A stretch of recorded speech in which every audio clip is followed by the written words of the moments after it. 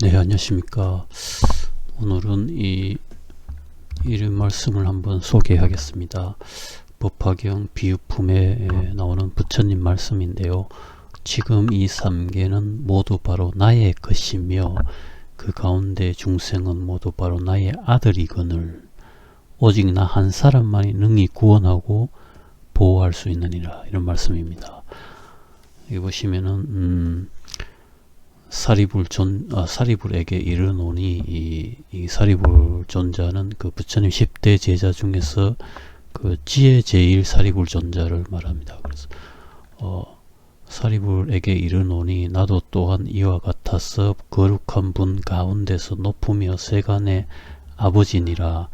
일체 중생은 모두 바로 나의 아들이나 깊이 세상의 즐거움에 착을하여 지혜로운 마음이 있을 수 없으며 삼계가 편안함이 없는 것은 마치 불난집과 같으며 많은 괴로움이 가득 차서 가히 겁나고 두려우니라. 항상 생로병사와 근심 걱정이 있으며 이와 같은 것들에 불이 치성하게 타올라서 쉬지 아니하느니라. 열에는 이미 삼계의 불난집을 떠나 고요하고 한가하게 살며 편안하게 숲이나 들판에 사느니라. 지금 이 3개는 모두 바로 나의 것이며 그 가운데 중생은 모두 바로 나의 아들이거늘 그러나 지금 이곳은 모든 근심과 난리가 많으니 오직 나 한 사람만이 능히 구원하고 보호할 수 있느니라.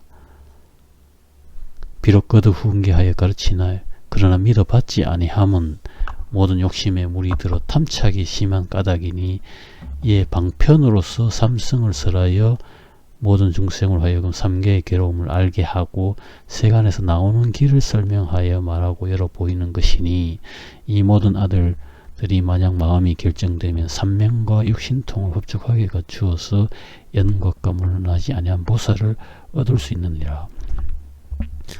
이런 말씀입니다. 이게 이런 말씀이 다 나오죠. 그러니까 이 3개는 모두 바로 나의 것이며 그 가운데 중생은 모두 바로 나의 아들이거늘 오직 나 한 사람만이 능히 구원하고 보호할 수 있느니라. 이런 말씀이요. 법화경의 비유품의 부처님 말씀입니다. 그래서 여기서 보시면은 그동안 40여 년 미현 진실이라고 적혀 있습니다. 중국어 법화경에 그게 중국어로는요. 그래서 그것을 우리나라로 말로 표현하면은 40여 년 동안 진실을 나타내 보이지 않았다. 그러니까 진실을 설법하지 않았다는 뜻입니다. 그래서 40여 년 동안 방편으로서 삼승을 설하였다. 방편으로. 그래서 그렇게 하시게 된 원인은 뭐냐면은 그러니까 부처님이라는 그것은 본래부터 부처님이시고 태초부터 부처님이시고 전지전능하시고 영원불멸하신 그런 분인데 이 사람 몸으로 이 인간 세상에 일대사 인연고 출현어세라고 그렇게 적혀 있습니다. 중국어 경제는. 그러니까 일대사 인연을 원인으로 해서 이 사람 몸으로 이 인간 세상에 오게 됐다. 출현어세 오게 됐다. 그렇게 하시는. 그러니까 인간 세상에 와서 본래 설법하시고자 했던 진실법을 처음부터 설법하면 사람들이 이해하지 못하고 욕을 할 것이다. 그러면은 부처님 설법에 대해서 욕을 하면 이 사람들이 사막도에 떨어지기 때문에 처음부터 진실법을 설하신 것이 아니고 40여 년 동안 진실법을 설하지 않았다는 뜻입니다. 그리고 40년이 지난 다음에 진실법을 설하려고 하자 5천인 제자가 일어나서 나가버렸다고 굉장히 적혀 있어요. 그런 제자를 이제 정상만 제자라고 하는데 5천인 제자가 나가버리고 남은 500인 제자한테 그것은 이제 격가지와 잎사귀는 나가고 곧은 알곡만 남은 그 제자라고 합니다. 그 제자들한테 진실법을 설하신 겁니다. 그래서 그 진실법이라고 그건 뭐냐? 그것은 부처님이라는 것은 영원불멸하고 중생의 아버지이고 전지전능하시고 그런 분이신데 이 중생들은 본성에 부처님 성품이 다 있기 때문에 이 중생들 누구나가 수행하면은 성불의 가능성이 다 있는 부처님의 자녀들이기 때문에 이 중생들이 수행하면 다 성불할 수 있다고 하는 것, 그것이 진실법이에요. 그러니까 그것을 말씀하시고자 오신 것인데, 그것을 처음부터 말하면은 많은 저항이 있고, 그러니까 욕설을 받게 되고, 그렇게 하면은 부처님 진실법 설법에 대해서 욕을 하면은 그 사람들이 다 사막도에 떨어지기 때문에, 그렇기 때문에 처음에는 설법을 하지 않으시려고 하셨어요. 근데 범천왕이 다 내려와서 무릎 꿇고 3번을 간청하는 때문에 인간 세상에 부처님 설법이 이루어지게 된 것입니다. 근데 그래서 여기서 보시면은, 그러니까 이게 진실법이, 그러니까 이 3개는 모두 바로 나의 것이며, 그 가운데 중생은 모두 바로 나의 아들이거늘 오직 나 한 사람만이 능히 구원하고 보호할 수 있느니라. 이게 진실법이. 그러니까 근데 처음부터 이런 말씀을 해버리면은 많은 사람들이 저항을 하고 욕을 할 수 있다. 그러니까 처음부터. 그랬으니까 40여 년 미현 진실, 그러니까 40여 년 동안 진실을 설법하지 않으셨다.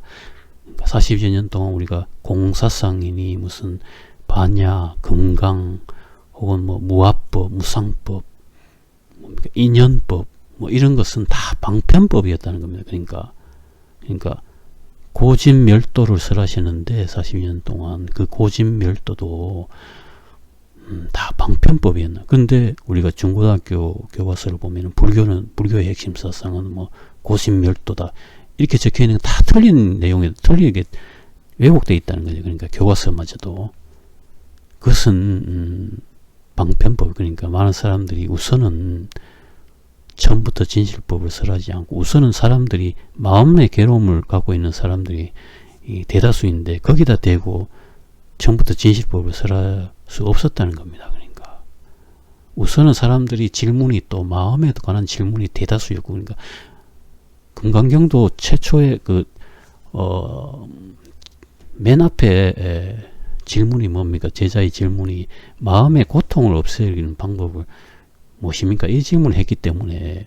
근데 그 질문을 했는데 다른 답변을 할 수 없지 않습니까? 그러니까 제자들이 마음에 관한 질문이 많았기 때문에 이 마음에 관한 말씀이 많았다는 것이죠. 그러니까 그것이 고진멸도, 그러니까 이 세상이 고통이고 집착을 했기 때문에, 욕심에 집착을 했기 때문에 고통이 생기고, 그것을 멸할 수 있는 도리를, 법을 설하셨다.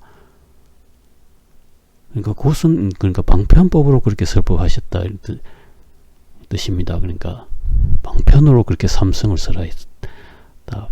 근데 그것은 참된 멸도가 아니다. 이렇게 저번 시간에 그렇게 제가 그러니까 부처님께서 그렇게 직접 말씀하신 겁니다. 그러니까 방편법으로 40여 년 동안 설법한 것은 그것은 참된 멸도가 아니다.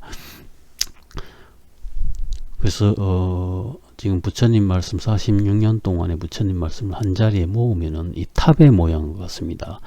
이 탑의 맨 꼭대기에 있는 가르침이 이 진실법이에요. 그것이 바로 이런 말씀입니다. 이 탑의 맨 꼭대기 진실법이 서양 세계로 전법이 됐어요. 부처님 제자 중에 그 부르나 존자라고 계시는데, 그분이 서양 세계로 전법을 가고자 했을 때 부처님 처음에 반대를 하셨어요. 왜냐하면은 그때 당시에 서방 세계는 상당히 거칠은 사회였기 때문에, 만약 사람들이 욕을 하면 어떻게 할 것이냐 하니까 부르나 존자가 그러면은 막대기나 돌멩이로 치지 않는 것에 감사하게 생각하겠습니다 하니까, 그러면 그쪽 사람들이 막대기나 돌로 치면 어떻게 할 것이냐 하니까 칼로 쳐서 죽이지 않는 것에 감사하게 여기겠습니다. 이렇게 말하자. 그러면 그쪽 사람들이 칼로 쳐서 죽이면 어떻게 할 것이냐 하니까, 본래 이 몸이 허망한 것이기 때문에 무상함을 깨달으면서 기꺼이 열반에 들겠습니다. 이렇게 대답하자 그때서야 이제 서방 세계로, 서양으로 전법을 허락을 하셨어요. 그러니까 그 허락을 하셨기 때문에 그 제자들이 서양의 세계로 가서 전법을 했는데, 그러니까 서양으로 간 전법인 이 부처님의 최고 꼭대기, 그러니까 탑의 맨 꼭대기 이 진실법이 이 서양으로 간 것입니다. 그런데 이 진실법은 처음부터 사람의 많은 저항과 그런 것이 있다고 했죠. 그러니까 근데 이 모든 이 말씀이나 이런 것은 기록의 처음에 할 기록은 뭐냐면은 나는 누구로부터 들었다, 그것을 먼저 기록해야 돼요. 나는 누구로부터 들었는데 그분은 또 누구의 제자다 하는 것을, 그것을 먼저 기록하고 그 다음엔 그게 정상적인 경전입니다. 정상적인 동양으로 경전이 온 것은 다 모든 부처님 경전은 최초의 여시 아문이라고 그 말부터 시작하죠. 여시 아문이라고 하는 건 나는 이와 같이 들었습니다, 그 말입니다. 그러니까 자기가 최초 설법자가 아니고 나는 누구한테 들었다 하는 것을 먼저 기록하는 거예요. 그것이 그 말을. 그리고 내한테 설한 그 누구는 누구의 제자다, 이것부터 먼저 설하고 내가 그것을 해야 되는데, 서양으로 간 것은 마치 자기가 최초 설법자인 것처럼 이렇게 말을 하니까 수많은 격가지와 명칭이 생기는 겁니다. 이름이. 그것은 자녀들이 다양해서 그렇게 수많은 격가지와 명칭이 생긴 것이지, 아버지가 다양해서 수많은 격가지와 명칭이 생긴 것이 아니다. 하나의 뿌리에서, 하나의 아버지에서, 하나의 진리에서 수많은 격가지가 생겨난 것은 자녀들이 다양해서 그렇다. 수많은 명칭이, 그러니까 우리가 영원불멸이라 하는 것, 무한한 수명이 무량하다고 하는 것, 그 다음에 영생이라는 이런 명칭이 다 사람이 만든 명칭이고, 사람이 그 명칭에 색깔을 칠하고 선입견을 칠한 것 뿐인 겁니다. 그러니까 언어에 매몰돼서는 안 되고 본 뜻을 아셔야 된다는 거예요. 그러니까 본 뜻을 알면 그 단어가 다 똑같은 말이에요. 그러니까 영생이라는 단어가 성불이라는 단어나 뭐 영원불멸, 그것이 똑같은 말. 그러니까 성불 부처님이 된다 하는 것은 영생하는 것 똑같은 거예요. 그러니까 생로병사 하지 않는, 생멸하지 않는, 그러니까 윤회의 영역에서 벗어나는, 그러니까 그것이 영생이라는 말 똑같지 않습니까? 생로병사에 하지 않는, 그러니까 윤회의 영역에서 벗어나 영원불멸하신 분이 부처님이시거든요. 영원불멸, 항상 여기에 머물러 계신다고 합니다. 그러니까 어디로부터 오시거나 무슨 가시거나 돌아가시거나 그런 것이 아니고 항상 여기에 머물러 계시고 영원불멸하고 태초부터 본래부터 부처님이시다. 그러니까 그 말이나 성불이나 영생이나 무슨 영원불멸이나, 그러니까 언어의 한계에 대해서 아셔야 된다는 거니까. 언어라 하는 건 사람이 만든 것이고, 사람이라 하는 것은 수많은 천차만별의 격까지 다양성이 있다 보니까 이 세상은 그러니까 지옥과 천상세계 그 중간 단계보다 약간 밑에 단계에 있는 생사이다 보니까 사람들의 다양성이 있는 세상입니다. 그러니까 천상세계는 오직 한 가지밖에 없는 사람들의 수준이. 그래서 천상세계의 사람들은 말이 필요가 없다, 언어가 필요 없다, 서로 이신점심으로 다 통하는 세상이, 하나로 통일된 세상이기 때문에. 그런데 이 세상은 수많은 다양성이, 자녀가 다양성이 있기 때문에 그 자녀들이 다양해서 수많은 격가지와 수많은 명칭이 생겼을 뿐이지, 진리는 하나의 뿌리에서, 하나의 아버지에서 나오는 겁니다. 그러니까 예수 탄생 시점보다 500년 이전에 서거머니 부처님께서 이런 법을 설법하신 겁니다.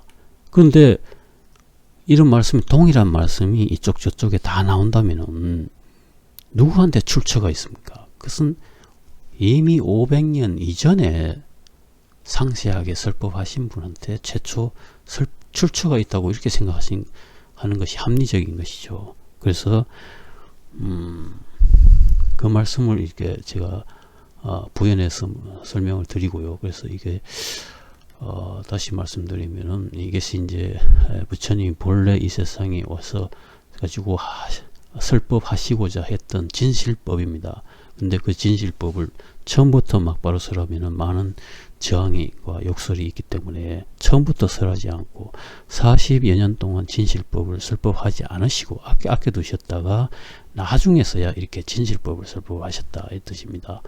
처음에는 이 삼승으로 고진멸도니 무슨 반야니 금강이니 무슨 무상법 무아법 인연법 뭐 이런 것 다 이런 것으로서 40여 년 동안 교육을 시키고 난 다음에 그 다음에 마지막에서 이렇게 이런 진실법을 설법을 하셨다 이 뜻입니다. 그래서